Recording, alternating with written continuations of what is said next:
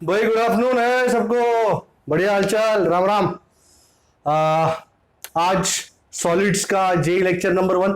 वैसे छोटा सा चैप्टर है, ज्यादा बड़ा चैप्टर नहीं, कोई दिक्कत नहीं है उसमें। सॉलिड्स में हमने किया ही था, वो सारी चीजें फिर से रिवाइज करते हैं और फिर कामकाज पे चढ़ जाते हैं। The first thing we ever did was strain. You know, ये चैप्टर पूरा स्ट्रेस और स्ट्रेन पे ही बेस्ड है। So let's get rolling. सबसे पहला देखा था हमने स्ट्रेन। यू नो, कोई भी बॉडी को अगर डिफॉर्मिंग फोर्स लगाया जाए तो उसके डिमेंशंस चेंज हो जाते हैं। तो the change in dimensions of any body due to application of deforming force is called strain. So change in dimensions of body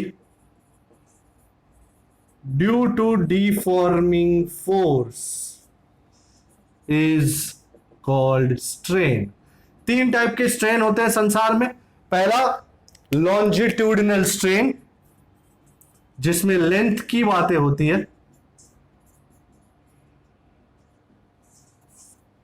so supposing I have a rod of length L and I am applying deforming forces as you can see. तो we will see that इसकी length बढ़ेगी, but of course ये length बढ़ना by an amount delta L. Can you see original length was L, the change in length is delta L. We define longitudinal strain. I think somebody is not on mute. I will require that person to be on mute. Who is that? Okay, we are all good. Okay, so the longitudinal strain, it is called epsilon L, change in length over original length. So delta L by L. This is your equation for longitudinal strain. अच्छा, क्योंकि it is the ratio of change in length to original length, epsilon L will be unitless. So longitudinal strain, and for that matter all strains are unitless. Unitless, dimensionless, not pointless of course. अच्छा, अगर मैंने deforming force इस तरह लगाया कि length बढ़ रही है तो it is called tensile strain. And अगर मैंने डिफॉर्मिंग फोर्स लेट अस से इस तरह लगाया होता तो डोंट यू अग्री लेंथ घटती, that would have been compressive strain. Okay, so length अगर बढ़ती है तो it is tensile strain, length घटती है तो it is compressive strain. If length increases it is called tensile strain, and if length decreases it is called, what is called, compressive strain. तो ये हो गया लेंथ के मामले में। अब वॉल्यूम की बात करें, the second type of strain is called volume strain, जिसमें हम परपेंडिकुलर फोर्सेस लगाते हैं किसी बॉडी के हर पॉइंट पे।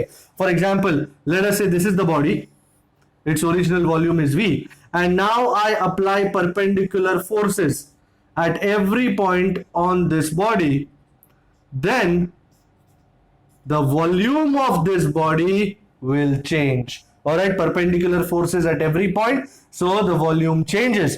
So volume strain epsilon V is change in volume over original volume. So same इसके जैसा ही इक्वेशन है, epsilon V volume strain is change in volume over original volume. And finally we come across an entirely different idea which is called shearing strain. अगर मैं tangent, sorry, say epsilon v is equal to delta v by v minus. तेरे को minus लगाना है b, I guess no problem. Minus is symbolic which just indicates volume घट रहा है और कुछ नहीं, बराबर। वो बल्क मॉड्यूलस में लगाते हैं माइनस जस्ट टू इंडिकेट कि वॉल्यूम घट रहा है, nothing else. Alright, so that is just symbolic, that's not a big issue. The most important thing is change in volume over original volume. That the equation is more important. And the third, as I said, अगर tangential forces लगाते हो, क्या लगाते हो, tangential forces, तो ना length change होंगी ना वॉल्यूम, बट चेंज होगा shape. That is called shearing strain, or you can also call it shear strain. For example, I have this squarish box. I have called it A, B, C, D, and now यहां से मैं tangential force लगाता हूं. As a result ये नीचे वाला ED तो ऐसे ही रहेगा, BC जो है वो टेढ़ा हो जाएगा. और कैसा हो जाएगा? टेढ़ा होके ऐसा हो जाएगा. न इसका लेंथ चेंज हुआ, न वॉल्यूम, बस चेंज हुआ इसका शेप. और उसमें भी पहले आप देखो BA और AD में एंगल 90 था, अब B' और AD में एंगल 90 नहीं है, चेंज हो गया है, कम हो गया 90 से. जितना एंगल टर्न मारा which is called theta, that ladies and gentleman is going to be your shear strain. Let us say this is L and this is delta X. Then shear strain, ladies and gentlemen, we'll call it epsilon S, is tan theta, and from the diagram you can see tan theta is opposite BB dash over BA, which is delta X by L. Is this absolutely cocker? कोई शक? We are all good? Okay? तो ये हो गए तीनों type के strain. अब हम स्ट्रेस की बात करते हैं. भाई स्ट्रेस जो स्ट्रेन को कॉज करता है, stress is simply defined as the restoring force acting per unit area. So sigma is simply F by A. चाहे कोई भी टाइप का स्ट्रेस हो, stress in general is F by A, force per unit area. and कोई भी type का stress हो उसका ऐसा unit of sigma is Newton per meter square, or better known as Pascal. Alright, I'm sure you know Yanna Pascala. Just mind it. Okay. अच्छा, जैसे तीन type के स्ट्रेन है वैसे ही तीन टाइप के स्ट्रेस है. ओके, तो पहला, भाई ऐसा नहीं कि लॉन्जिट्यूडिनल स्ट्रेन है तो लॉन्जिट्यूडिनल स्ट्रेस होगा, नहीं, उसको नाम देते हैं नॉर्मल स्ट्रेस. क्या नाम देते हैं? एंड नॉर्मल नाम देने का एक खास रीजन भी है. क्या रीजन है? Let us see an example. For example, suppose मेरे पास ये रॉड है एंड मैं उसको डिफॉर्मिंग फोर्स मार रहा हूं, लेट अस से F, और कोई एक क्रॉस सेक्शन ले रहा हूं, लेट अस से इस क्रॉस सेक्शन पे. इस क्रॉस सेक्शन पे रिस्टोरिंग फोर्सेस की शक्ल कैसी होगी? आओ दिखाएं कैसी होगी. ये आपका डिफॉर्मिंग फोर्स, एंड इस क्रॉस सेक्शन पे मटेरियल के कॉन्स्टिट्यूएंट पार्टिकल्स की वजह से ये है आपका ब्लू कलर में restoring force. Can you see that all the blue colour restoring forces are perpendicular to this particular area? So this type of perpendicularity gives rise to what is called normal stress. Alright, तो strain को राम राम, पर राम राम मतलब हमेशा के लिए नहीं है, अभी आएगा वापिस. सो नॉर्मल स्ट्रेस, कौन सा मल? Normal is normal force upon area. कोई नई बात तो है नहीं. तो सिग्मा n, इसको आपको Fn कहना है तो Fn भी कह लो. Fn कहने के पीछे एक खास मकसद यही है कि जब मैं टेंजेंशियल वाली बात करूंगा तो that will be denoted as Ft. बराबर, tangential force denoted as Ft. So this is your normal stress. And same old shit, अगर ये लेंथ बढ़ती है तो it is called tensile stress, length घटती है तो it is called compressive stress. दूसरा टाइप का स्ट्रेस, मस्त stress, volume stress.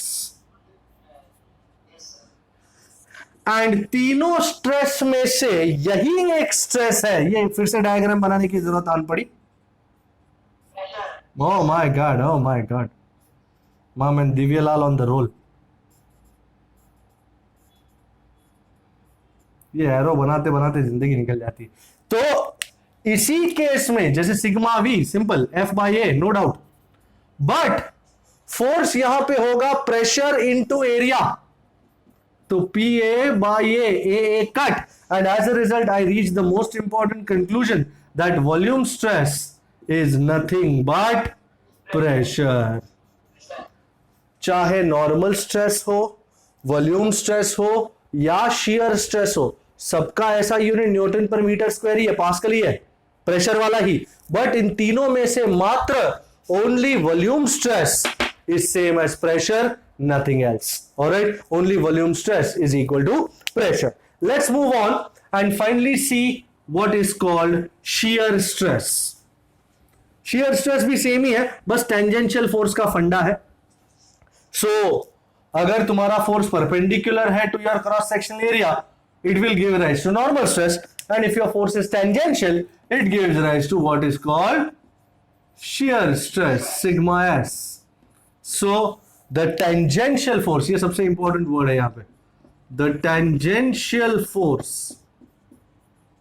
acting per unit area gives rise to shear stress, या shearing stress, whatever you want to call it.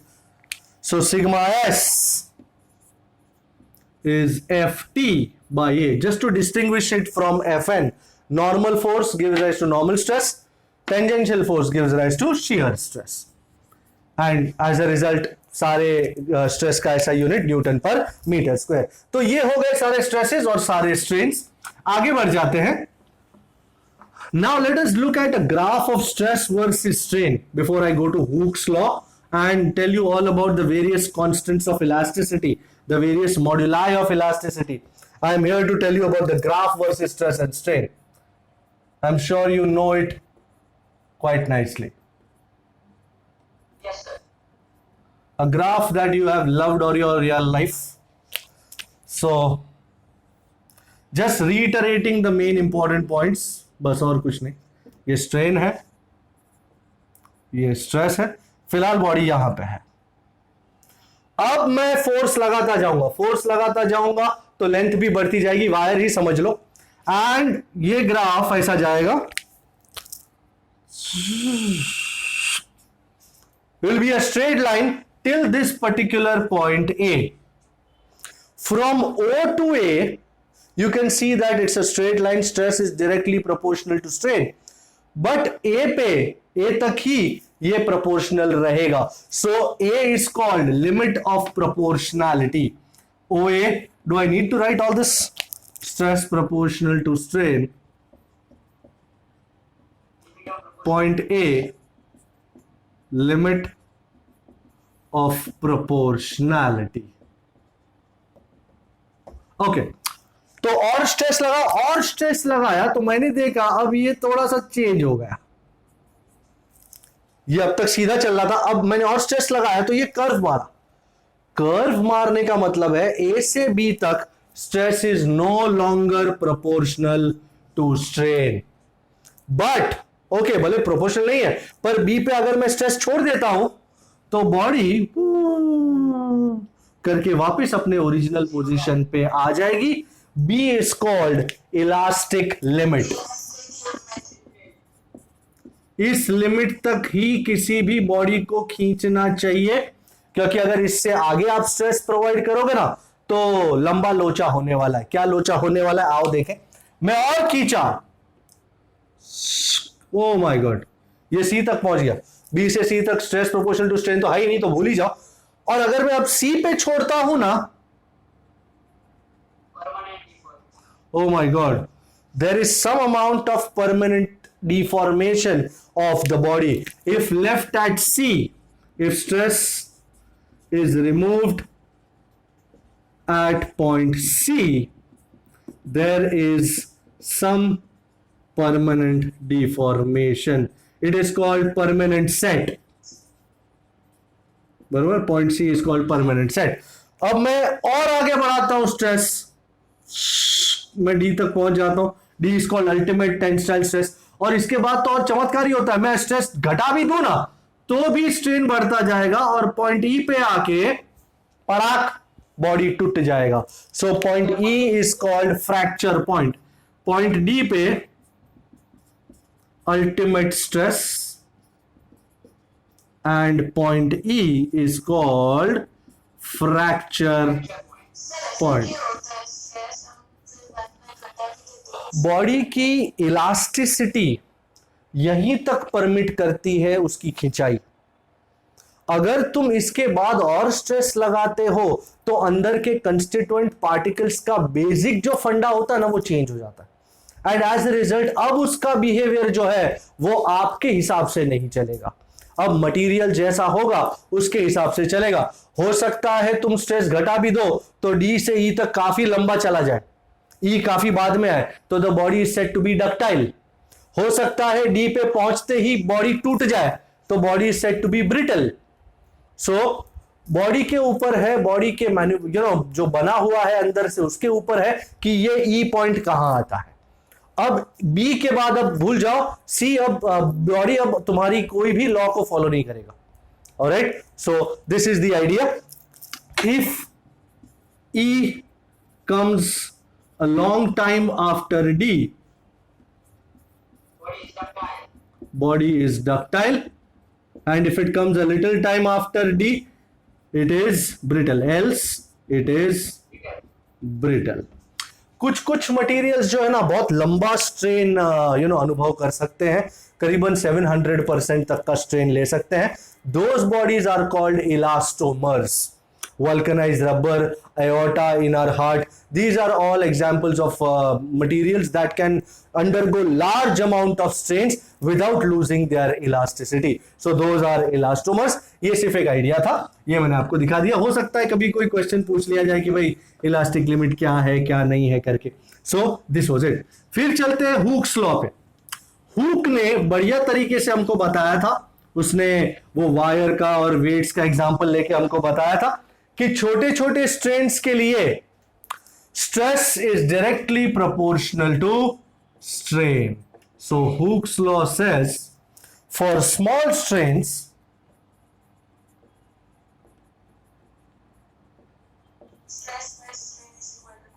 my goodness, I couldn't have said it, Hooke couldn't have said it better himself.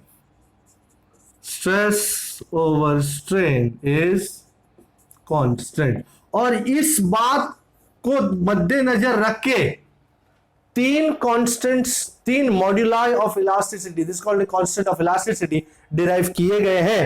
तो they are number 1 and the most important, no doubt, Young's modulus. तो Thomas Young ने अपने को ये equation दिया जबरदस्त। उसने कहा for small strains normal stress proportional to longitudinal strain. For small strains लिखने का फंडा यही है कि well within elastic limit रहे तो ही ये सब काम आता है, नहीं तो कोई मतलब नहीं होता। So normal stress, normal strain नहीं होता छोटे, लॉन्गी भी नहीं होता, लॉन्जी होता है। So sigma N proportional to epsilon L, और sigma n by epsilon L is a big fat constant, and this constant, ladies and gentlemen, is called y. Why मिठाई वाला, y बोले तो ओके। अच्छा भाई इसका इक्वेशन भी तो जानना है, बिल्कुल जानना है जी। सो y is, भाई what was sigma n, wasn't it f by a? I know it is normal force, and epsilon L delta L by L, but इसका जो simplified version है ना, that is beyond words. Y is FL over A delta L. My goodness.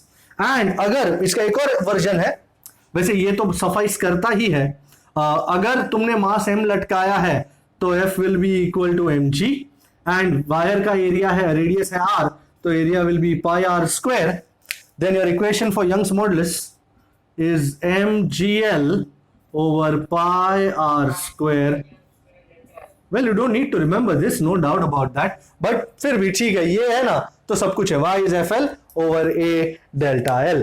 This is Young's modulus. अच्छा, Young's modulus हो या इसके बाद जो देखने जा रहा हूं बल्क मॉड्यूलस हो या मॉड्यूलस ऑफ रिजिडिटी हो, सबका ऐसा यूनिट, अब ये स्ट्रेन तो यूनिटलेस है, सो सबका ऐसा यूनिट स्ट्रेस के साथ मेल खाएगा, which will be Newton per meter square or Pascal. So remember that will be the entire idea. So we are going forth now. ये आया अब bulk modulus. The ratio of volume stress to volume strain is also constant, and this constant is called bulk modulus. All right, so the ratio, yeah, number 2, bulk नहीं है, bulk है. Volume stress proportional to volume strain or volume stress by volume strain is a big fat constant, and this constant is called B, where B is known as bulk modulus.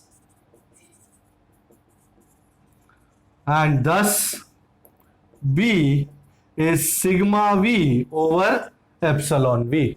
हमको पता चला था कि sigma V तो जो है pressure है, volume stress is same as pressure, तो P ओवर एप्सिलॉन V कितना, डेल्टा V बाई V.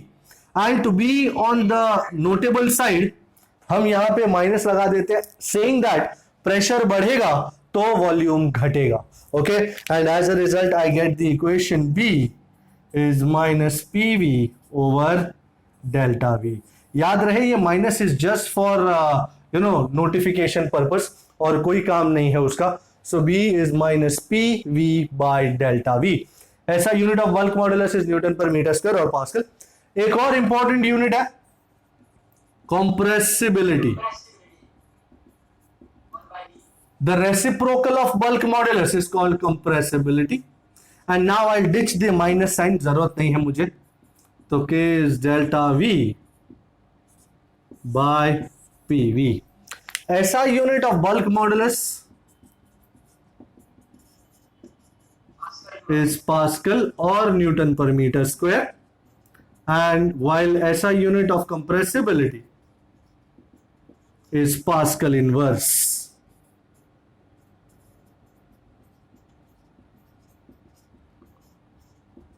बराबर, 1 अपॉन बल्क मॉडुलस है ना, तो pascal inverse. Okay, check it out.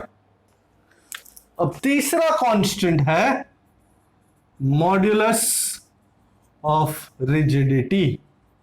आप उसको जी बुलाते हो, कुछ लोग ईटा बुलाते हैं, कोई बड़ी बात नहीं है, तुमको जो बुलाना चाहो बुला सकते हो, जी अथवा ईटा. मैं कंफ्यूज नहीं करूंगा, मैं जी ही यूज करूंगा. And modulus of rigidity simple ये कहता है कि shear stress upon shear strain is constant, and this constant is called G, and G is known as modulus of rigidity. तो G का एक्सप्रेशन लाने का वक्त हो गया. G is sigma s over epsilon s. Sigma s ft by a and epsilon s delta x by L, which finally gives me G is ft into L into a upon a delta x. And as I said some time back, tan theta भी use कर सकते हो, आपके ऊपर है, आपको चाहिए तो आप ft by a tan theta भी लगा सकते हो, डेल्टा x by L की जगह tan theta या नियरली थीटा, आप जो चाहो. So this was modulus of rigidity. ये करने के बाद एक नई चीज के साथ पाला पड़ा हमारा. This नई चीज is called Poiseuille's ratio. You remember Poiseuille's ratio? Shall I take this off now? Yes, sir. Okay. What is Poiseuille's ratio? Now many people tend to call it Poisson's ratio. अरे बाप रे, poison सुन के हालत खराब हो जा रहा है. Poisson because he was a French guy, so the way it is pronounced is different. We'll call it mu. Now the idea is very simple. जब भी किसी, सपोज रॉड है मेरे पास, मैं उसको खींचता हूं, लेंथ बढ़ेगी नो डाउट, पर आप अगर उसका डायमीटर या रेडियस चेक करोगे ना, तो यू विल सी दैट उसका डायमीटर या रेडियस घटेगा, चीज पतली होती जाएगी. रबर बैंड को खींच के देख लो, you will understand this very well कि the radius, the diameter goes on decreasing. The change in length is denoted by longitudinal strain. the change in radius or diameter is denoted by lateral strain. So if I were to show you, this would be your rod. Let me consider it a circular rod, cylindrical rod rather, जिसका length है L और diameter है D. When I pull it, you will see that length तो बढ़ता है पर diameter घट रहा है. On applying deforming force या any other way,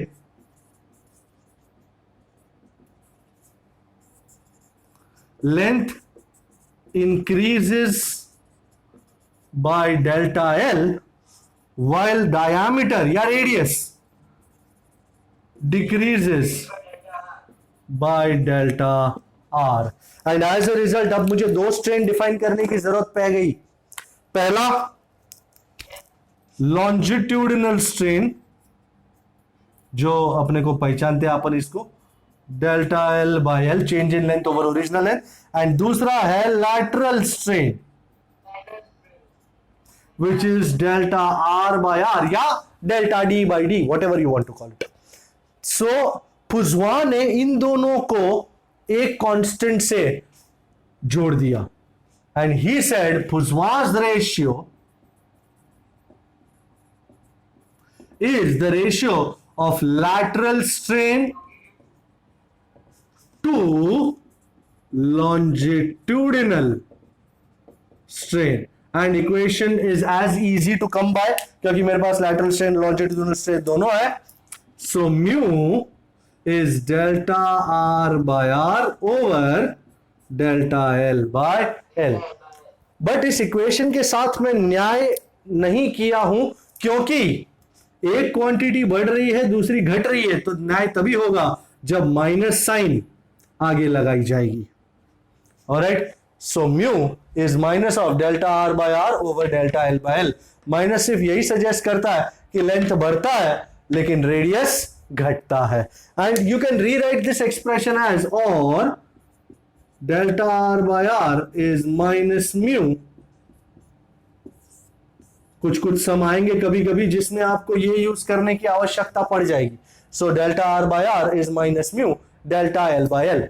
now let's consider the idea of change in volume.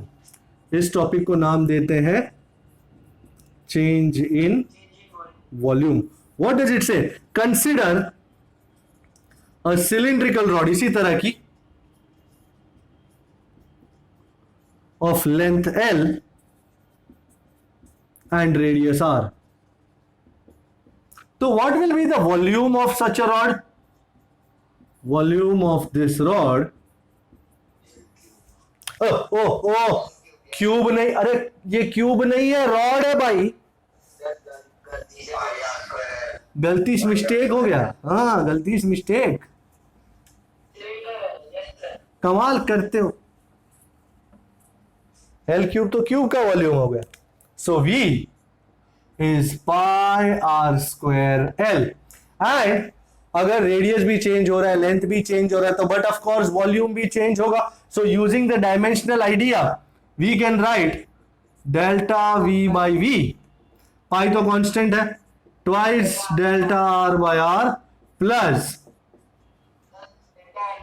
Very simple, वो एरर्स का एक्सप्रेशन है उसी में से उठाया मैंने. So delta V by V, relative error in V. Pi तो कांस्टेंट है, रेडियस का है स्क्वायर, तो 2 आगे जंप कर गया, delta R by R plus L का डेल्टा एल बाय एल. अच्छा, मेरे पास ये है delta R is minus mu delta L by L, so minus 2 mu. So what do I have now? Delta L by L common ले लू, 1 minus 2 mu. सो ये बहुत ही सुंदर एक्सप्रेशन. नंबर क्या है इसका? 2. और मैं इसका एक और आइडिया दे सकता हूं. Do you agree volume is area into length? तो लेंथ कट गया. Oh wow. So delta L को नीचे बुलाया, ए को ऊपर, तो मुझे एक्सप्रेशन में मिलेगा delta V by delta L a सुंदर expression. Fair enough. Can you see this now? So मैंने डेल्टा वी और डेल्टा एल को लिंक करता हुआ जी. Absolutely. Mu is Poisson's ratio. बिल्कुल दी हुई होगी, उसके बगैर तो कैसे फाइंड करोगे? Fair enough. ओके. अच्छा, तो आपने देखा 3 मॉड्यूलाई ऑफ इलास्टिसिटी हुए.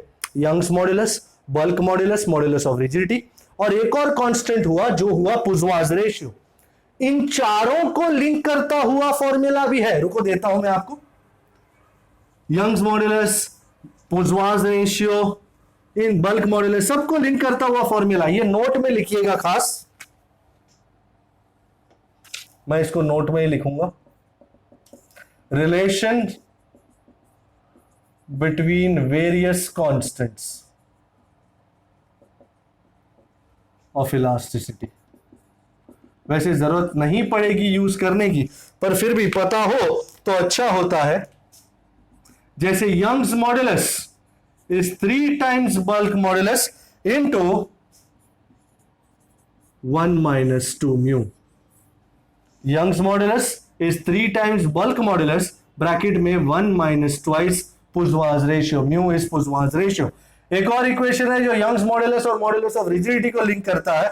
y is 2g 1 plus mu. देखा आपने? y is 2g, या y Young's modulus, g modulus of rigidity, mu Puiseuil's ratio. So y is equal to 2g bracket 1 plus mu. Question ये आपको याद रखना है तो रख सकते हैं, ऐसी कोई बड़ी बात नहीं है. याद ना हो तो वैसे कोई बहुत न्यूमेरिकल्स इस पे नहीं पूछते, बट इट्स गुड ऑलवेज कि याद हो अपने को. Okay, so I think that will be about it. I've got a couple of minutes. I think I'll put in some ideas for elastic potential energy. Okay, now what is elastic potential energy? You know, जब भी आप किसी rod को deform करते हो, मतलब उसकी length बढ़ाते हो या ऐसा कुछ भी करते हो, आपको वर्क करना पड़ता है against the restoring forces. This, अब ये खींचने के लिए मुझे वर्क करना पड़ेगा इसके रिस्टोरिंग फोर्सेस के against. This work done is stored in this rod in the form of potential energy which is called elastic potential energy. It is actually work done. और elastic potential energy के 3 expressions हैं. U, elastic potential energy, is half F delta L. F is deforming force, delta L is change in length. U is half YA by L into delta L square. Can you see this? बराबर. And finally एक और मस्त equation है. U is half into stress into strain into volume. So elastic potential energy के एक से बढ़कर एक expression. So U is half F delta L, the cutest expression. दूसरा half YA by L into delta L the whole square, and finally U is half into stress into strain into volume. And potential energy, अच्छा volume को मैं नीचे उतारूं अगर, तो U upon volume is half stress into strain. This potential energy per unit volume is called energy density. Potential energy per unit volume can also be called energy density, जिसका ऐसा unit है joule पर metre cube. ऐसा unit ji.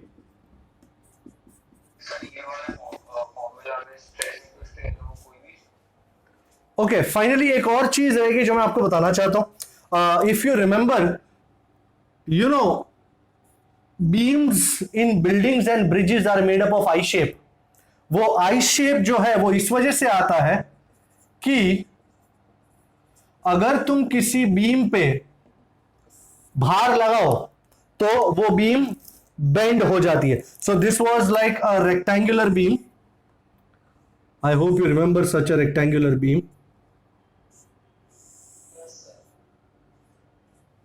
And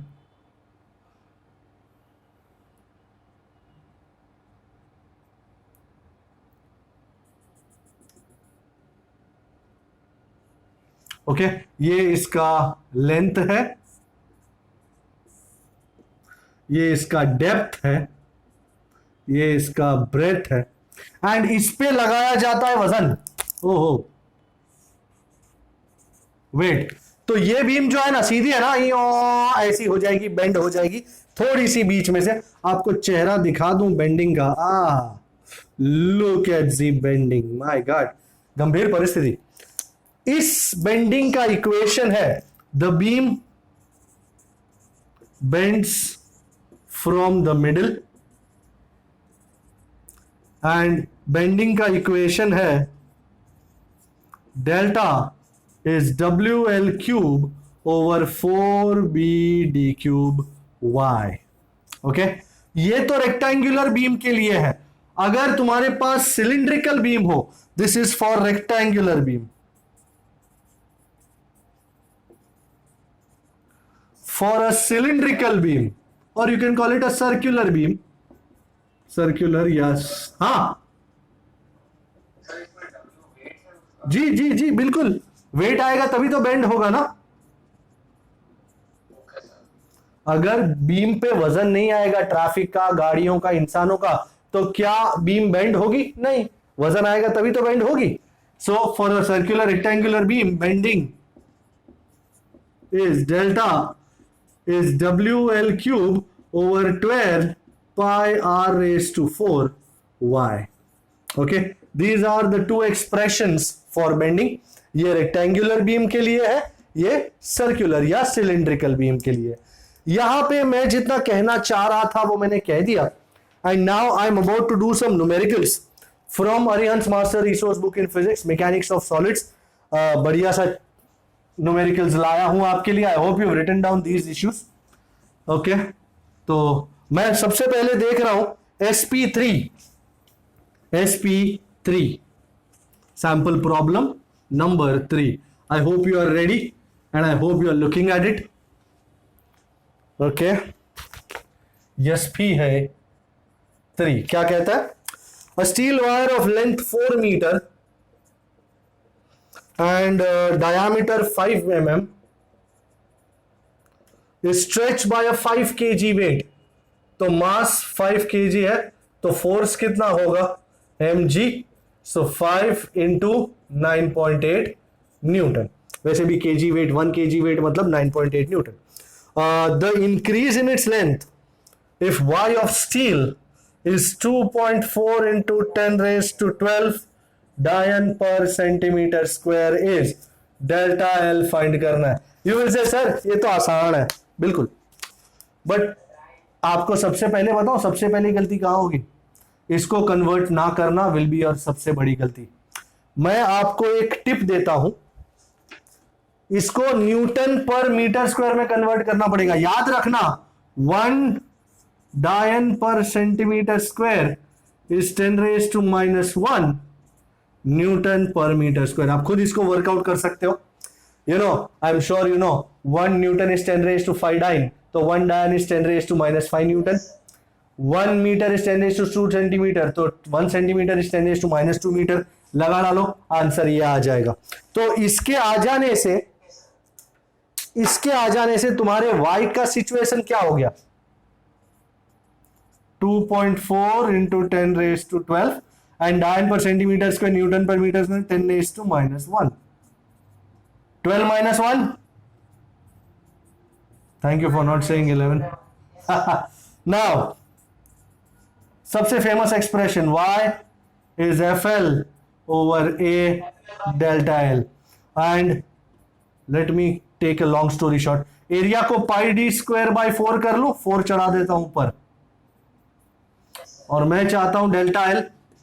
just wonderful calculation, nothing else. 4 FL over pi d square y। I think we are in business। F की जगह 5 into 9.8, आपको 9.8 की जगह 10 लगाना है। Be my guest। Length is 4, pi 3.14, diameter 5 mm, 5 into 10 raised to -3 का square, and this is what? 2.4 into 10 raised to 11। Okay, चलो let's rock and roll। 4 4 जा 16, ये 80 हो गया, ये 10 हो गया। 5 5 जा 25, 10 is to minus 6 into 2.4। अच्छा, -6 + 11 is 5, 5 ऊपर चढ़ेगा तो -5, तो 8 into 10⁻², into 10⁻⁻5 over 25 into 3.14 into 2.4। कितना हो सकता है? आप चाहते हैं तो मैं यहां से 24 कर देता हूं और यहां पे 2.5 ला देता हूं। एक ही इंटरेस्ट है मेरे माइंड में, 8 3 जा 24, बराबर समझा ना? 3 into 3.14 is 9.42 and 9.42 into 2.5। 9.42 को करीबन 9.5 ले लिया जाए, 23-24 के आसपास होना चाहिए, मुझे ऐसा लग रहा है, बराबर है।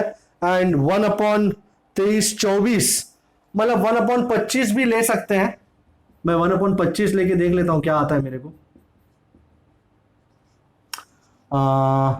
मैं सही गया हूं ना? बाकी कोई चेंज नहीं किया ना मैंने? बराबर है।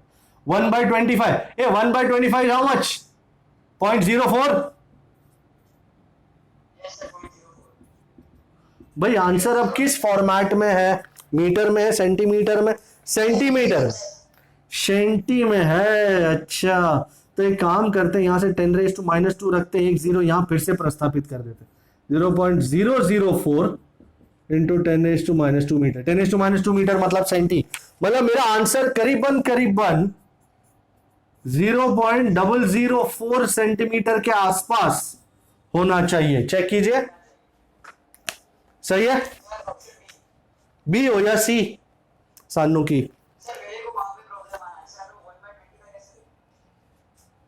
कहां? 9.42 इंटू 2.5, बराबर ना? ये 9.42 मल्टीप्लाई बाय 2, सपोज ये 10 होता तो 10 इंटू 2.5 कितना होता है? 25। और 9.42 है मतलब 10 से थोड़ा सा कम, तो यहां पे 23-24 होता, पर मेरे को तो एक राउंड ऑफ आंसर ही चाहिए, तो मैंने धपाक करके यहां पे 10 इंटू 2.5 मतलब 25 ले लिया। देखेंगे अगर कुछ ज्यादा इधर उधर होता तो मैं मल्टीप्लाई करता, डिवाइड करता, पर फिर मैंने देखा कि 0.04 जैसा करीबन आंसर आना चाहिए, थोड़ा इधर उधर, थोड़ा, बराबर ना? हो सकता है maximum this could have been 0.0042 या 43, ऐसा कुछ हो सकता था, आई डोंट नो, बराबर? ओके, सो जब तक आप गैस नहीं करते हो, ऑप्शन नहीं देखते हो, तब तक तो आप घूमते रहोगे कि ये लूं या ना लूं, लूं या ना लूं। अरे तो लूं या ना लूं में एक ही ऑप्शन है, ले ले, ले ले, ले ले, लेके देख फिर क्या होता है वो देख। तू लेगा ही नहीं तो देखेगा कैसे? समझा दिव्यलाल? हाँ, लेने से डरने का नहीं।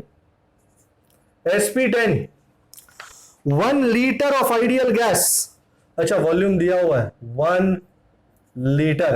ये आपको पता है 1 लीटर इज 10⁻³ सेंटीमीटर क्यूब या 10⁻³ metre cube. I am sure chemistry में पढ़ा होगा। इस कंप्रेस आइसोथर्मली एट 0.72 मीटर। भाई आपके चोपड़ी में उन्होंने 0.72 mm लिखा है, उसको चेंज करके मीटर कीजिए। सो प्रेशर है ये 0.72 metre mercury column, so that its volume becomes 0.9 liter. V2 is 0.9 liter. The stress,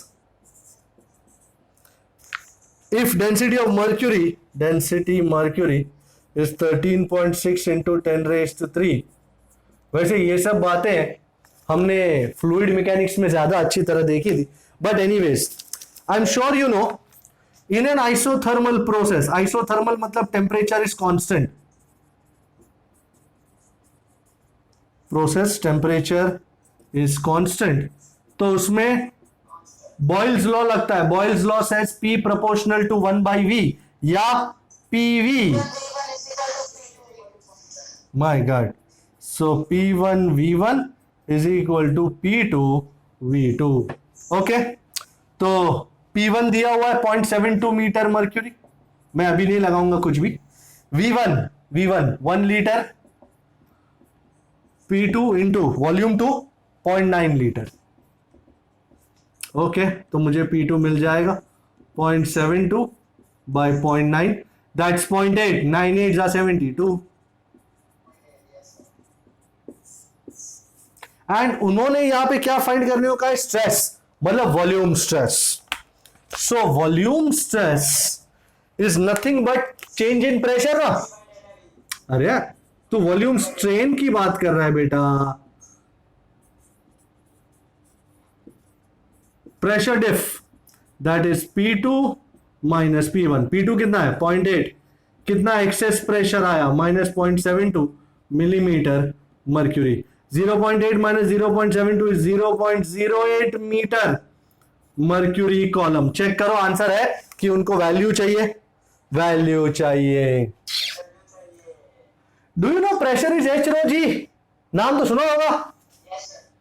so 0.08 rho, density of mercury 13.6 into 10 raised to 3 and G 10, and the only thing I can say is our Raja 10 and 1, 3 and 1 is 4, 0.08 into 13.6 मतलब 1.36 into 0.8, 6 8s are 48, 4 8 3s are 24, 28 2 8 9 10, मैं 1.088 into 10 raised to 4, check करो 1.08 into 10 raised to 4 आ रहा है करीबन करीबन।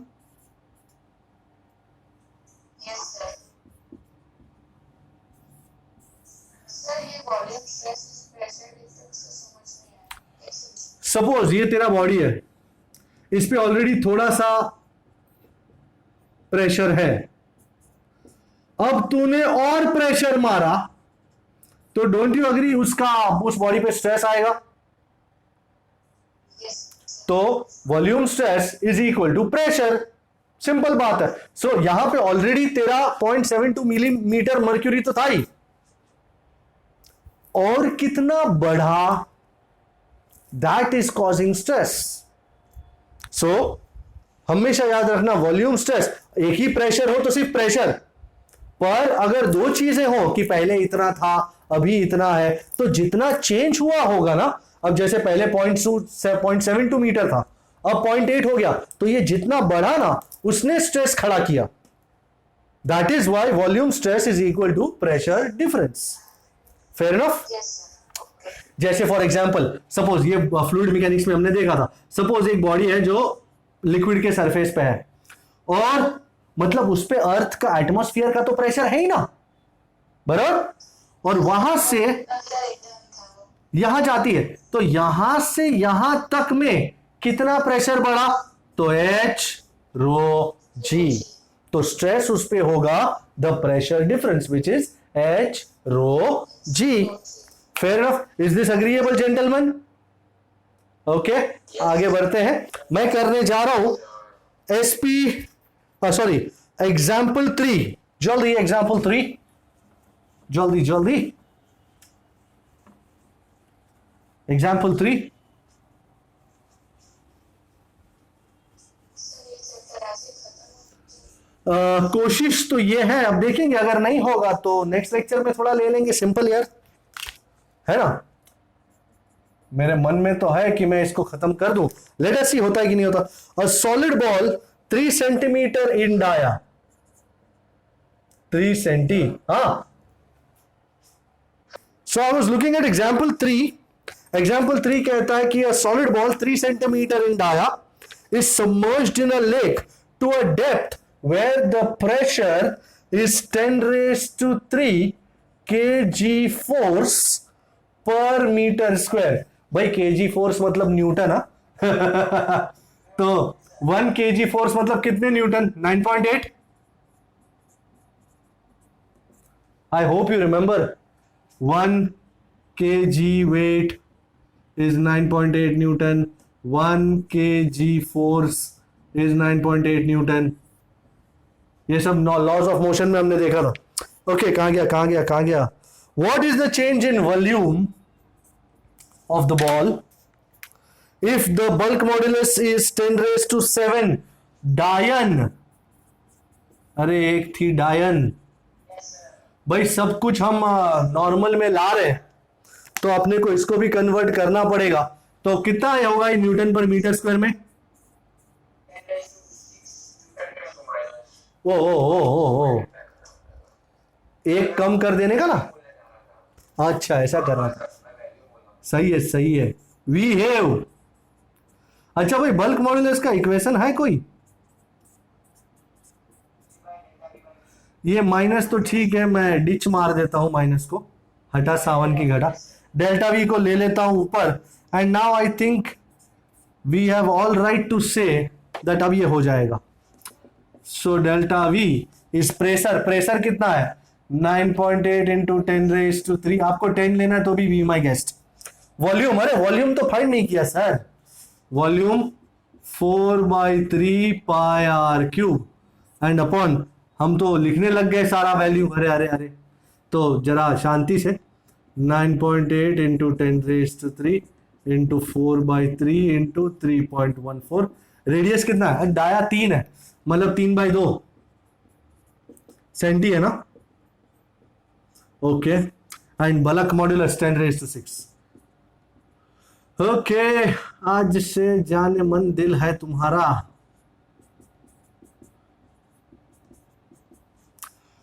Three 9, 9 3 27, okay, और नीचे 2 2 4, 2 8, भाई काटा काटी, 3 9 4 कहा गया, 8 कहा गया, 8 10⁻8 लिख दिया मैंने, जस्ट इमेजिन दैट 8 है, 4 2 8, क्या बात है क्या बात है। इसको 10 रखो ना, मजा आएगा, 10 बहाने करके ले गई दिल। 5, वाह, 9 5 45 इंटू 3.14 इंटू, पहले 10⁻² का मामला सेट कर देते हैं, कहीं और, 10⁻³ कहा गया, देखा तुम लोग के लफड़े में साले वाट लगा दोगे तुम। -6 + 3 -3 -3 -6 -9, ओ हो बाप रे। अब देख लेते हैं क्या सीन सपाटा है। 45 इंटू 3, 45 मतलब 135 के आसपास, 135 इंटू 10⁻⁻9 मीटर क्यूब। अभी metre cube, answer centimetre cube में, ओके, तो 135 इंटू 10⁻³ इंटू 10⁻⁻6, 10⁻⁻6 मीटर क्यूब मतलब सेंटीमीटर क्यूब, तो 135 इंटू 10⁻³ सेंटीमीटर क्यूब, या 0.135 के आसपास का आंसर चेक कीजिए।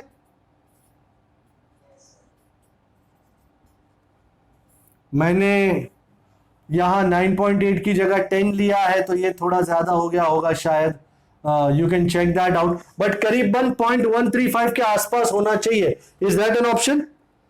0.1386, yes, option D will work out, absolutely perfect. और क्योंकि मैंने यहां पे सिर्फ 3 ही मल्टीप्लाई किया था, 3.14 नहीं किया था, so that can also be an issue. आप चाहो तो मल्टीप्लाई कर सकते हो, but multiplication only takes time, and I am looking at something, you know, a ball park, कि एक करीबन आंसर आ जाए तो क्या है कि हम वहां से निकल सकते हैं। ज्यादा टाइम कैलकुलेशन में इन्वेस्ट करना हमारे दूसरे सम से हमारा ध्यान हटा देता है, तो फटाफट कैलकुलेशन का एक स्ट्रोक मारो, देख लो करीबन कितना आ रहा है, और फिर बातें करो आगे जाकर के। मैं कर रहा हूं राउंड 1 का 4, राउंड 1 का 4 क्या कहता है? A thick rope of rubber जिसकी density 1.5 into 10⁻³ kg per metre cube है, and Young's modulus is 5 into 10⁻⁶ newton per metre square है, उसकी लेंथ 8 मीटर है, is hung from the ceiling in a room, the increase in length due to its own weight। अब ये एक नई चीज है इसलिए मैंने आपको ये दिखाया। ये तुम्हारा रिजिड सपोर्ट है जहां से ये रोप हंग है, ये है उसका लेंथ L, और हम जानना चाहते हैं इसके खुद के वजन की वजह से उसका कितना इंक्रीज इन लेंथ हुआ होगा।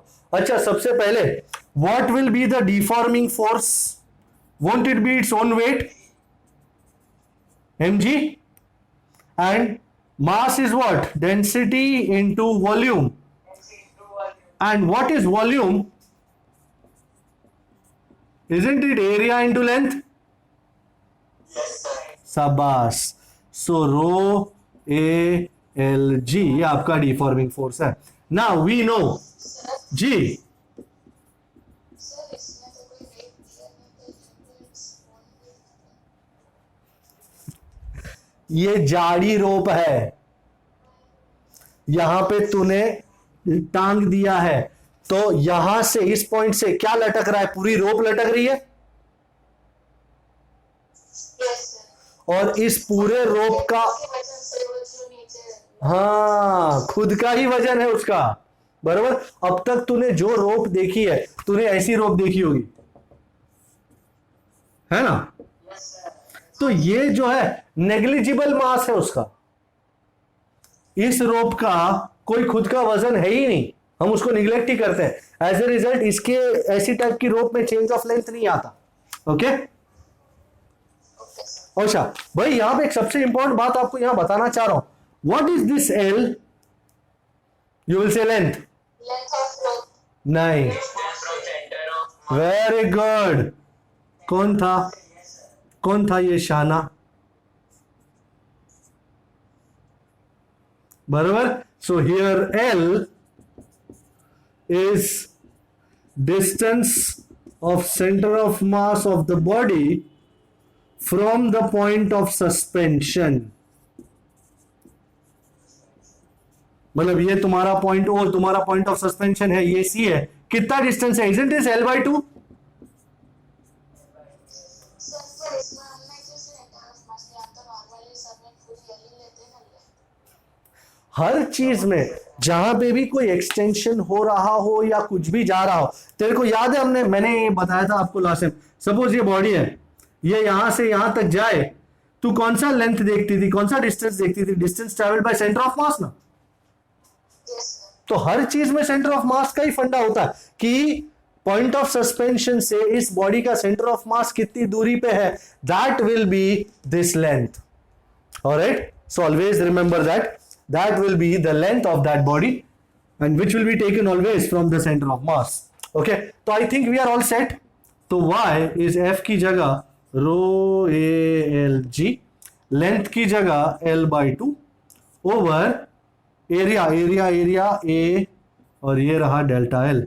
Bye a stroke of good luck area cut जाता है, डेल्टा एल ऊपर चढ़ रहा है, Yes, sir. Is rho L into L square ji by 2y।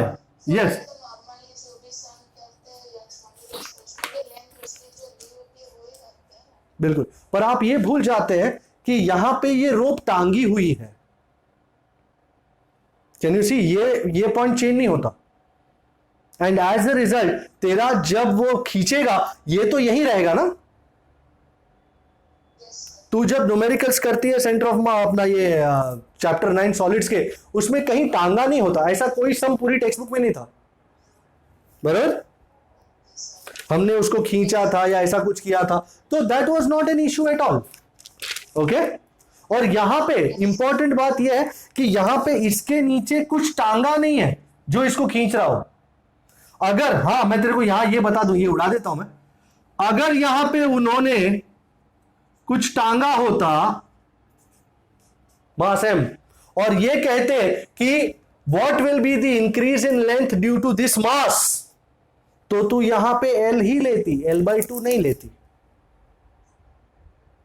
Yes sir, इसमें ओन वेट था इसलिए। बिल्कुल, जब भी ओन वेट की बात हो ना, तब भी आप सेंटर ऑफ मास का फंडा उठाएंगे। अब बात समझ में आई पीके? एकदम clear sir. Very good, that is lovely. तो I think I am ready. Rho L square ji by 2 आया। आई होप किसी ने मारा मारी चालू कर दी हो। अब मुझे डायग्राम का दरकार नहीं है।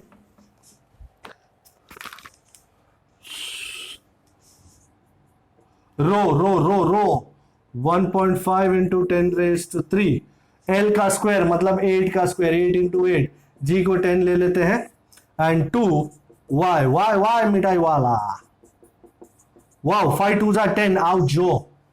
ऑलराइट, सो 8 8 जा 64, 64 into dot is 96, 96 into 3 minus 6। 3. अब आंसर सेंटी में है या मीटर में है या क्या है? 10⁻² में 9.6 मीटर में ही है। आ गया है तो बधाई हो, फटाके फोड़ो, बराबर। ओके, मैं करने जा रहा हूं, अच्छा एक्चुअली मैंने अब तक जो भी आपको बताया उसमें मैंने थर्मल स्ट्रेन और थर्मल स्ट्रेस की बात नहीं करी थी। एक्चुअली ये बात चैप्टर 11 में आती है, एंड क्योंकि आपको चैप्टर 11 भली भांति पता है अब, तो हम इस चीज की बात कर सकते हैं कि थर्मल स्ट्रेन, आप इसका मतलब भी जानते हैं। You know, whenever the change in length is caused due to a temperature difference, that is called thermal strain. So अगर ये तुम्हारा ओरिजिनल लेंथ है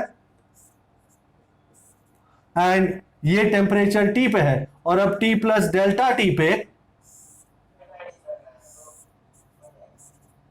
ये इंक्रीज लेंथ हो गया। What is the relation gentleman and ladies? Delta L is L,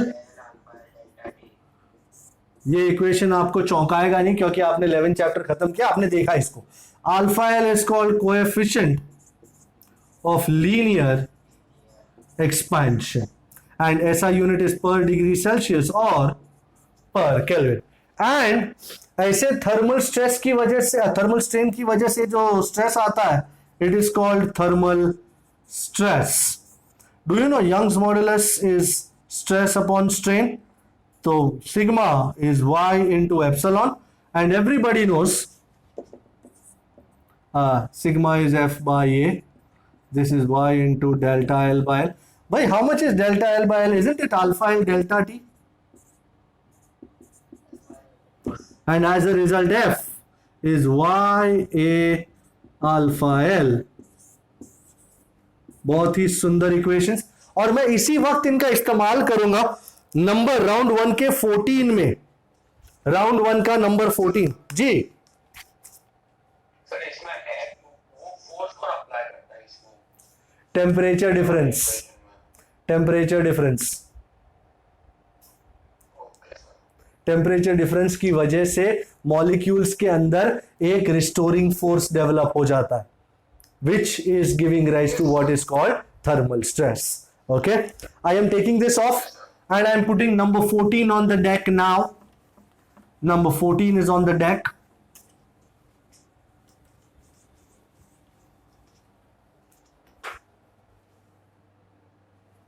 क्या कहता है राउंड 1 का 14? ये कहता है कि the temperature of a wire 1 metre in length, length कितना है 1 metre, and cross section area 1 centimetre square, मतलब मैं अभी लगा देता हूं 10⁻⁻⁴ metre square, to increase from 0 to 100 degree Celsius. Wow, temperature difference 100 minus 0, 100 degree Celsius.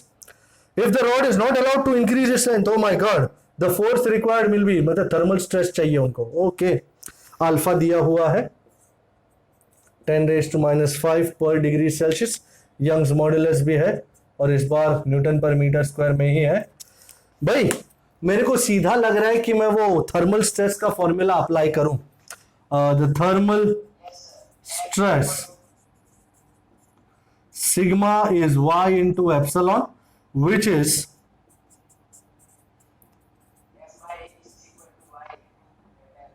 and delta L by L is alpha L delta T, and मैं area को भी यहां ला देता हूं।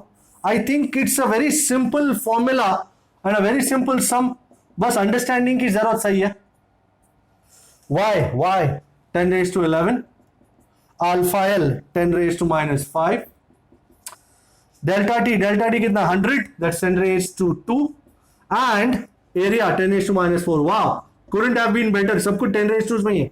11 - 5 6, 6 + 2 8, 8 - 4 check check check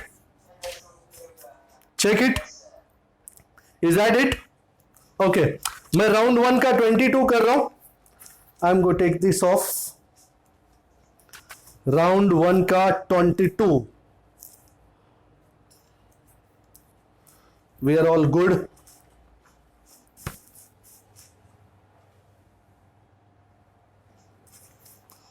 round 122. It says some comparisons to be made, ऐसा कहता है ये. something. तो a wire of length L, round 1 का 22, wire length L and radius R is clamped rigidly at one end. Okay, when the other end of the wire is pulled by a force F, तो it length increases by L. मतलब तुम्हारा delta L जो है it is L. ये तुम्हारा original length है, ये change in length है. ओके, अनदर वायर 1 था ये wire 2, same material. Okay, wow, Young's modulus will be same. Length 4L, radius 4R, pulled by a force 4F. तो उसका चेंज इन लेंथ कितना होगा? ले, डेल्टा L2 फाइंड करना है. अच्छा, कंपैरिजन वाला मामला ही है. For a wire, I think everybody knows, Y is FL over A delta L. So this is FL over area is pi R square into delta L. मैं delta L को subject बना रहा हूं. F into L over pi R square into Y. For wire 1, delta L1 is F1 L1 over pi R1 square, और Y तो same ही है क्योंकि दोनों same material.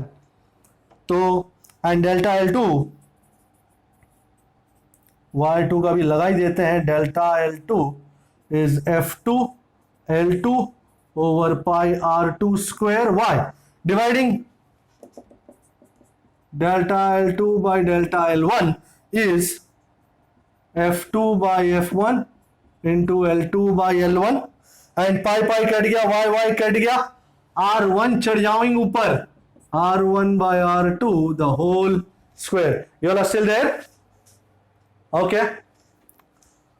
Nice to know. F2, how much is F2 for F? How much is F1? F.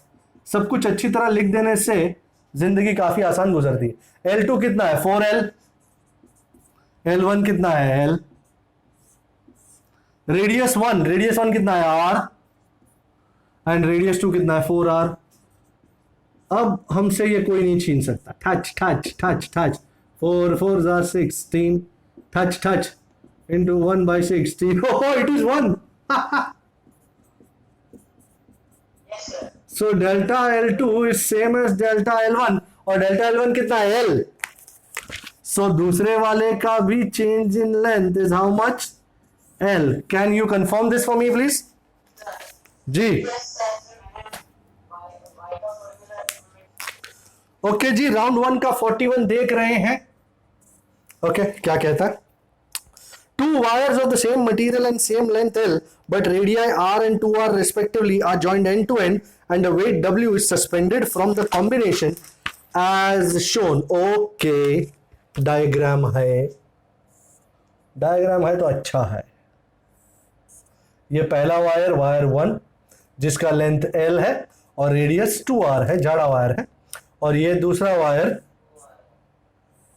जिसका length same है, दूसरा wire है 2, लेंथ L है, रेडियस R है. ओके, और यहां से वेट W लटक रहा है. Okay, we want the elastic potential energy of the system. Okay भाई, वायर 2 है कि नहीं?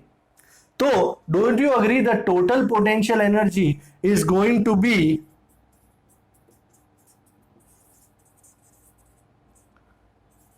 potential energy of wire 1 plus potential energy of wire 2.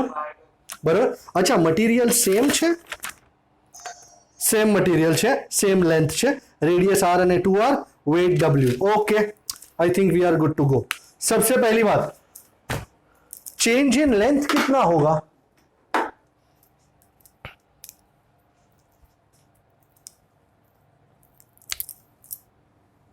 अच्छा, इस वायर से कितना वेट लटक रहा है?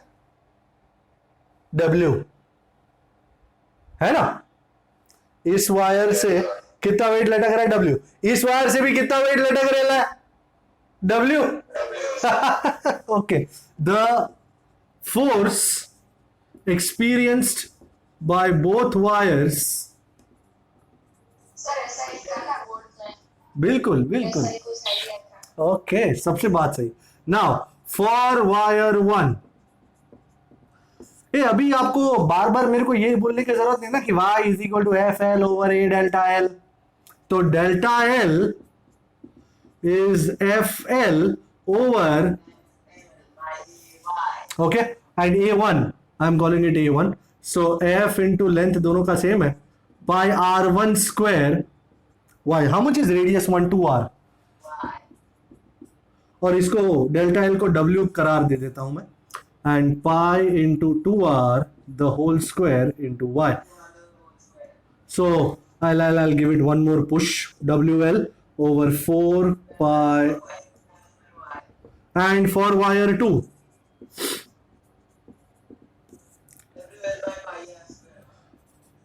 WL by pi r2 square. Radius 2 कितना है यार?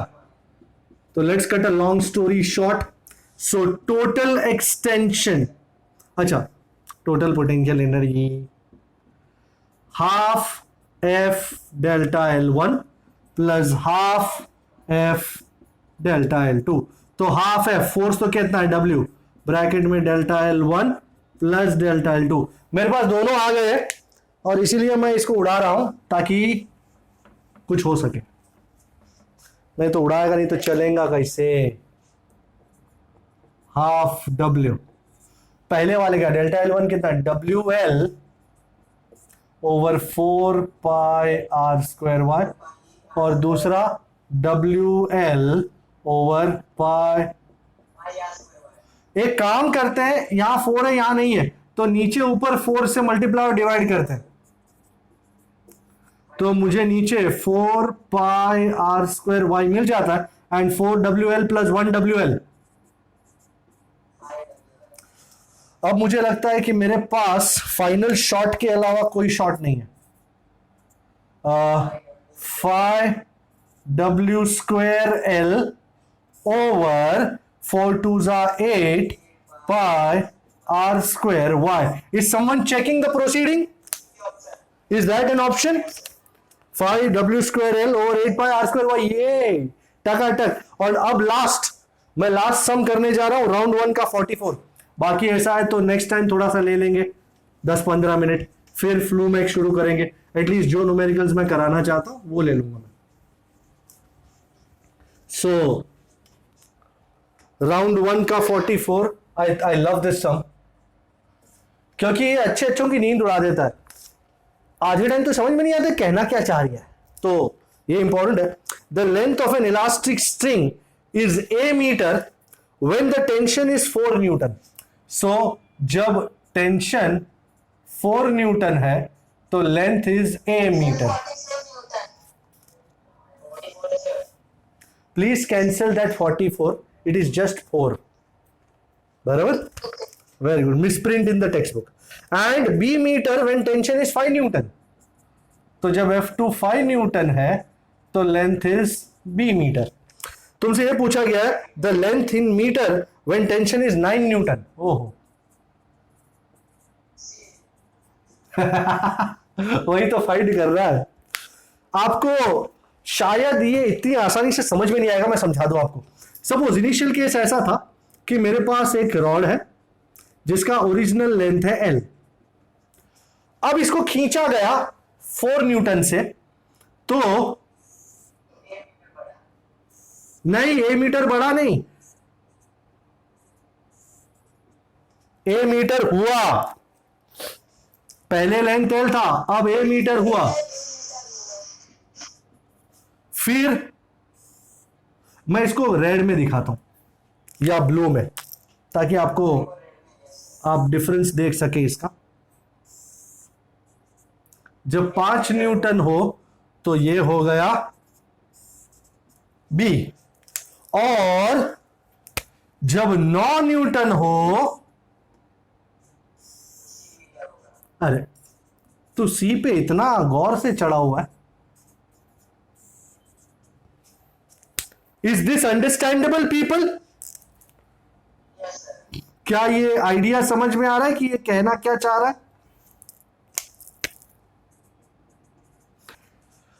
Increase in length a metre नहीं है, टोटल लेंथ ए मीटर है. Fair enough. So new length, ध्यान से देखना, is original length plus the increase.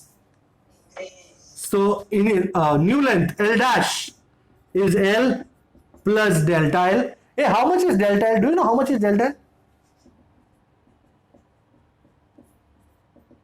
Have you heard this formula anywhere? Delta L is FL by AY. So now, अब मैं substitution पे आया हूं. ये मेरा सबसे important formula. L1 is original length plus F1 into L over AY.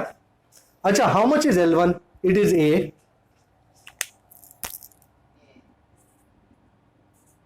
How much is F1? 4. तेरे घर पे कोई आया है?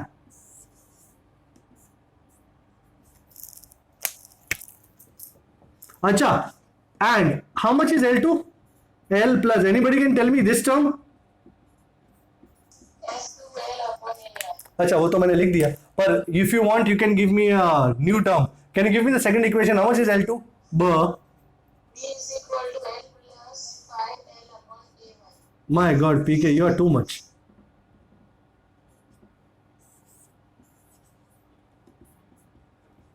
अच्छा सर, अब क्या करें? क्या हुआ? इज इक्वल टू क्या?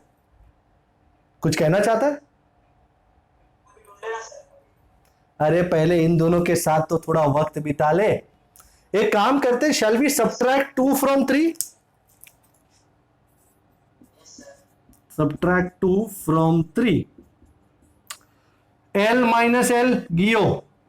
5L by AY minus 4L by AY कितना हो जाएगा?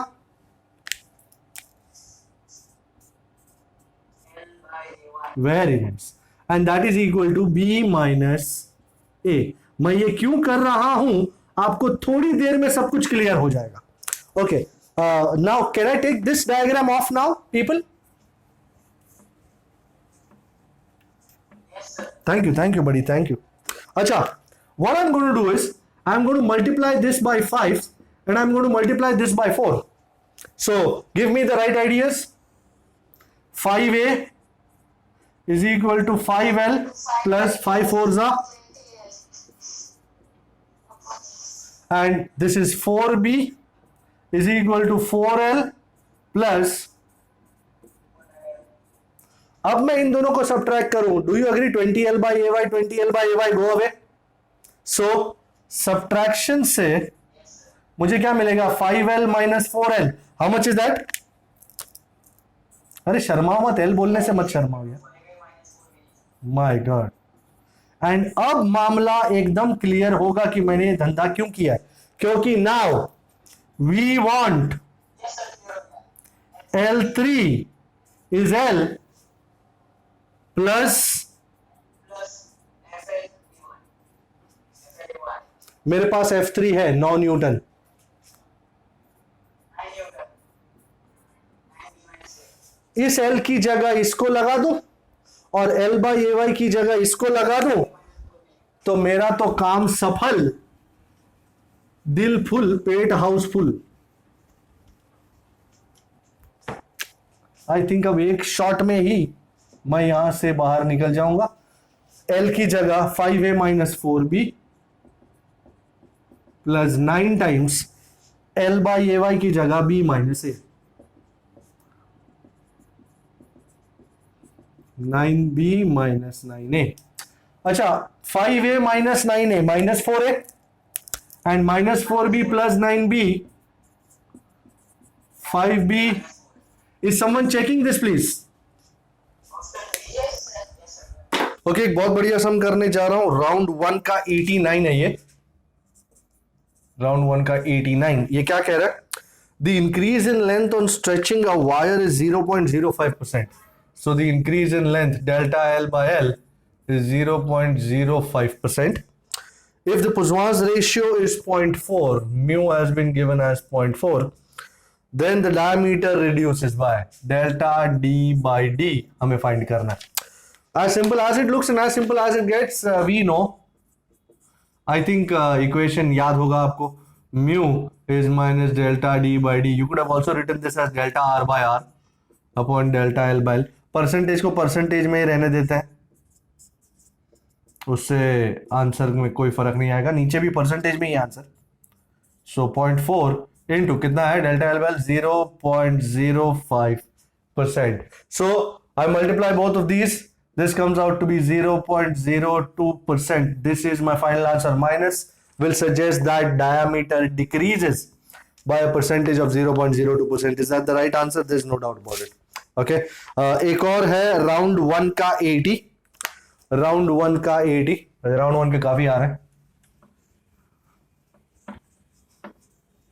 Round 1 का 80. I'm sure you're looking in your books. Okay. क्या कहता है ये? A copper wire 2 meter long, so length is 2 meter, is stretched by 1 millimeter. Okay, delta L is 1 millimeter.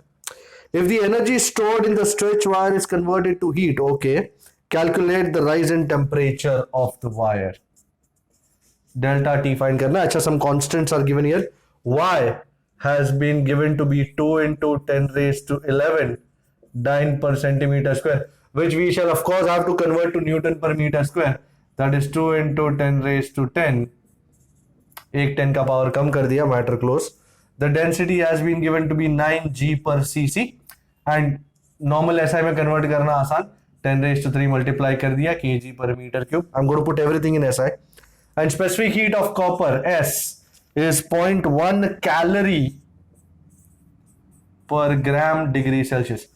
भाई calorie को जूल में कन्वर्ट करना, 1 कैल इज 4.2 जूल करीबन and ग्राम को केजी में तो 10 raised to -3 KG degree Celsius. सब कुछ ऊपर ले जाने का मतलब ये रहा अपना फाइनल आंसर, जूल पर KG degree Celsius. Now how do we go about doing it? First things first, हमको सबसे पहले ये वायर को स्ट्रेच करने में कितनी एनर्जी लगी वो अपने को चेक करना. So the potential energy stored in the wire due to stretching, अपने पास इक्वेशन है U is half YA by L into delta L square. Okay, ये मेरा मेन इक्वेशन है. अब बोलोगे सर ये नहीं है. अरे भाई मेरे को मालूम है ये नहीं है, देखेंगे, जरा रुक तो जाओ, थम तो जाओ जरा. अच्छा, this energy is converted into heat. This energy is converted into heat energy. And heat energy का एक एक्सप्रेशन दे देता हूं, शायद आपको पहले पता हो ना पता हो, पर मैं बता दूंगा आपको. Q, कोई भी बॉडी जिसका मास m हो, स्पेसिफिक हीट S हो, in order to raise its temperature by delta T, the heat energy required is given as ms delta T. So आ गया ये. Now mass is what? Isn't it density into volume? You will see all your doubts evaporating in a small interval of time. And volume is what? Area into length. And my job now is simply to equate 1 and 2, and let's get it over with. Equating 1 and 2, rho ALS delta T is equal to half YA by L into delta L the whole square. Do you see now? Area cut जाना. Alright. Delta T को अपने subject बना लेते हैं क्योंकि वही find करना है. डेल्टा T फाइंड करना है हमारा. So delta T is half Y delta L the whole square over length into length, length square हो गया यहां पे, रो आ गया नीचे और ये एस आ गया नीचे. ओके, शांति से सब्स्टिट्यूशन करेंगे. Y Y Y Y 2 into 10 is to 10. Delta L, मेरे को डेल्टा एल दिया हुआ है 1 mm, तो तो 1 का square is 10 raise to -6. Okay, rho 9g पर cc, that's 9 into 10 raised to 3. And ये 0.1 को मैं यहां पे डाल दूं 10 raised to 2 हो जाएगा. So 4.2 into 10 raised to 2. Cutting a long story short. और लेंथ का स्क्वायर, लेंथ कितना है? 2 का स्क्वायर कितना है जी? 4. Alright, so we are good. अरे मिस्टेक, y2 नहीं है, y12 है. 12 है सर जी, 12 लिखा था, 12 मैंने लिखा है और लिखा 2 है यहाँ पे. सो 12 है, 12 मां मिस्टेक. तो 12. Okay, all right, so let's take care of the 10 raised to 10 minus 6 4, 3 plus 2 5, ऊपर 4 नीचे 5, तो 1/10 पहले आ गया नीचे. Okay, 4 3s are 12, 3 3s are 9. Wow, 9 2s are 18. कुछ कटेगा और कुछ कट रहा है क्या? ये 9 into 10 raised to 3 बरोबर तो जा रहा है ना सब. ओके, एंड 4.2 का आ गया. हाँ, ओके, ये रहा. ओके, कुछ और बचेगा, कुछ और कटेगा, कुछ और बचेगा. डेल्टा एल का स्क्वायर आ गया, सब कुछ आ गया. रो एस आ चुका है. Okay, I think we are good. 3 3s are 9. Okay, तो 3 2s are 6 and 6 into 4.2 is 25.2. So finally I get delta T. उन्होंने रेशियो में मांगा 1/252 degree Celsius. Might as well check the answer please. All right, might as well check the answer. All right, we are good. Okay, एक और सम करा करके इस chapter का अंत करना चाहूंगा. इस चैप्टर का अंत तुरंत. राउंड 1 का 5 है, बहुत बढ़िया समय. थोड़ा बाइनोमियल थियरम के बेस पे चल रहा है. If you remember, binomial theorem एक बार हमने यूज किया था. कभी किया था? ग्रेविटेशन में, वो हाइट वाले का फाइंड करने के लिए, when h was much less than r. I hope you remember. Okay, तो आओ जी, बाओ जी. राउंड 1 का कौन सा नंबर हैगा जी? 5. ओके, डायग्राम दिया हुआ. पहले डायग्राम बना लेते हैं. ये कुछ रिजिड सपोर्ट्स हैं 2, और ये ओरिजिनल वायर हुआ करता था. इस ओरिजिनल वायर को मैं नाम देता हूं AB. ऐसा वायर था, और ये इसकी लेंथ जो है ना, इट वाज 2L. अब क्या किया, कुछ वेट लटकाया है उन्होंने, एंड वेट लटकाने की वजह से ये वायर बीच में से ऐसा हो गया है. ये वायर की परिस्थिति है. ओके, यहां मास एम लटकाया है लेटर से. Okay, let us call this point as C, and this much they've said it as X.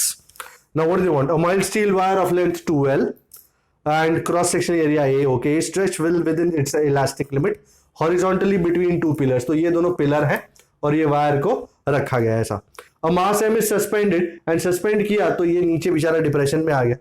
Suspended from the midpoint of the wire. Strain मांगता है उनको. स्ट्रेन मतलब एप्सिलॉन. सबसे पहले तो स्ट्रेन के लिए एप्सिलॉन मतलब delta L by L, original length. तो change in length. Now this is going to be the most important idea people. Delta L. अब ये इसकी न्यू लेंथ है. ओरिजिनल लेंथ तो ए बी है जो 2L है. ये नई लेंथ है AC plus BC. So new length AC plus BC minus original length which was AB. ये सबसे इंपॉर्टेंट है, याद रखना. ये इसकी नई लेंथ है जो ब्लैक कलर में है, that's the new length. That will B AC plus BC या CB, what you want to call it, and minus the original length which was AB. Okay, now if you look at Pythagoras, by Pythagoras theorem, I think AC, सिर्फ AC को पकड़ो ना, AC और BC है तो दोनों same he. AC, isn't it the Pythagorean hypotenuse of X and this much is L? Fair enough. So चाहे AC हो या BC हो, it is root of L square plus X square.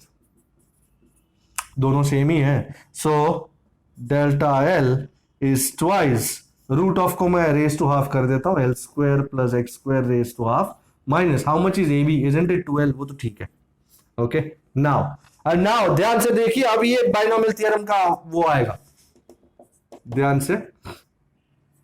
अब एकदम सिर्फ है ना, मैं बाकी सब कुछ ले लिया, ये L square plus X square को मैं इक्वेट करने वाला हूं। मैंने एल स्क्वायर को बाहर ले लिया ब्रैकेट के, तो ब्रैकेट में अंदर क्या बचा, 1 plus X square by L square. Do you agree? L square plus X square को मैं बाहर, मैंने एल स्क्वायर ले लिया, तो ब्रैकेट में 1 plus X square by L square हो गया। If you want to open bracket open करो ना, एल स्क्वायर 1 जा L square plus L square into X square by L square, L square X square आ गया। ये matter, सिर्फ इसको देख रहा हूं मैं, सिर्फ इसको। वो रेस टू हाफ तो ये रहा, 2 ये रहा, -2l ये रहा, मैं उसको जरा भी उंगली नहीं कर रहा हूं। So this is what it is. अब मैं L square raise to half को ब्रैकेट में से बाहर निकालता हूं, दिस बिकम्स 2l, एंड अंदर ब्रैकेट में क्या रहता है, 1 plus X square by L square raise to half. Now according to binomial theorem, 1 plus x raised to n can be nearly written as 1 plus nx, provided x is much greater than 1. If x is much greater than 1. So you can see x square much greater than L square. So x square by L square is much greater than 1. So we can safely use it. So delta L is 2L. ये 2L को common ले लिया मैंने. 1 plus ये half को यहां multiply करूंगा, half into x square by L square minus 1. Since I've taken 2L common, तो ये अंदर -1 आ जाता है. So wow, क्या है? Wow. x square by 2L square, मैंने ब्रैकेट खोल दिया है, 1 आउट जो हो गया. So अच्छा मल्टीप्लाई कर दो. अरे पर नहीं, अपने को स्ट्रेन चाहिए ना, तो मैं 2L को है ना यहीं पे रखता हूं, क्योंकि strain strain and strain epsilon is delta L by original length. Original length कितना है, AB मतलब 2L, तो ये 2L को उठा करके नीचे ले लिया. So this is going to be x square by 2L square. My answer is prim. ये डेल्टा L है, नीचे 2L अगर मैं लगा दूं तो बचता है सिर्फ x square by 2L square. So my strain epsilon is x square by 2L square. Can you check the answer please? Yes, the answer is perfect. And this is where we end the session people. हमारा solids खत्म होता है यहाँ पे. Video के नीचे comments में homework वगैरह आ जाएगा, so please do that. And next time I think we'll start with Flumec. So I'll see you then. All right, take care. Bye bye.